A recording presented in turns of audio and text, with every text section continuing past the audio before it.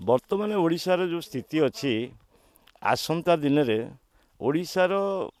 ଯେଉଁ କହନ୍ତିନି ମଣିଷର ପାଦ ତଳକୁ ତଳକୁ ଯାଉଛି ଓଡ଼ିଶାରେ ଏତେ ମାନେ ମାନେ ସମ୍ପଦ ଥାଇକି ସୁଦ୍ଧା ଆଜି ଓଡ଼ିଶା ଦରିଦ୍ର ଯଦି ଆଜି ଦରିଦ୍ର ଆଜି ଯେଉଁ ସ୍ତରରେ ଆମେ ଅଛୁ ଆସନ୍ତା 10 ବର୍ଷ ଭିତରେ ଯେ ଆମର ଯେଉଁ ଆଗନ୍ତୁକ ମାନେ ସେ କେଉଁ କଷ୍ଟ ଭୋଗିବା ଆମେ ଯେଉଁ କଷ୍ଟ ଭୋଗିବୁ ତାହା ଅର୍ଥନୀତି ହେଉ ବା ସାମାଜିକ କ୍ଷେତ୍ର ହେଉ ବା ରାଜନୈତିକ କ୍ଷେତ୍ର ହେଉ ଏହା ଆସନ୍ତା ଦିନରେ ବିପଦ ତଳକୁ ଢଳୁଛି ଏଇଟା ପୁରା ସୁନିଶ୍ଚିତ ୟା ଦ୍ୱାରା କିଛି ଆସନ୍ତା ଦିନର ଭବିଷ୍ୟତ ଓଡ଼ିଶାରେ ଦେଖାଯାଉ ନାହିଁ କିନ୍ତୁ ଆଜି ଗାଁର ଯେଉଁ ଗୋଷ୍ଠୀଗତ ଗାଁର ଯେଉଁ ମାନେ ପ୍ରାକୃତିକ ଯେଉଁ ସମ୍ବଳ ସବୁ ଅଛି ତାହା ବର୍ତ୍ତମାନ ଅନ୍ୟମାନେ ନେଇଗଲେଣି ଏବଂ ପ୍ରାକୃତିକ ସମ୍ବଳ ଶୂନ୍ୟ ହୋଇସାରିଲା ପରେ ଓଡ଼ିଶା ଫମ୍ପା ହୋଇଯିବ ଆଉ ଓଡ଼ିଶାର ଭବିଷ୍ୟତ ଆସିବ କେଉଁଠୁ ଆମେ ଚାହୁଁ ଯେ ନିଜସ୍ୱ ଗୋଡ଼ରେ ଜଣେ କେମିତି ଠିଆ ହେବ ଆଉ ଆଦିବାସୀ ହରିଜନ ଏମାନଙ୍କର ଯେଉଁ ପ୍ରାକୃତିକ ସମ୍ବଳ ଅଛି ତା ଉପରେ ତାଙ୍କର କେମିତି ଅଧିକାର ରହିବ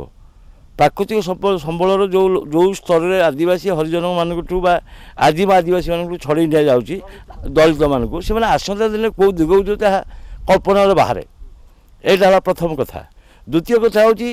ସେ ଏବେ ଯେଉଁ ରାଜନୈତିକ ଦଳମାନେ କାମ କରୁଛନ୍ତି ଓଡ଼ିଶା ପାଇଁ ଯାହା କରୁଛନ୍ତି କିନ୍ତୁ ତାହା କେବେ ଶୁଭଙ୍କର ନୁହେଁ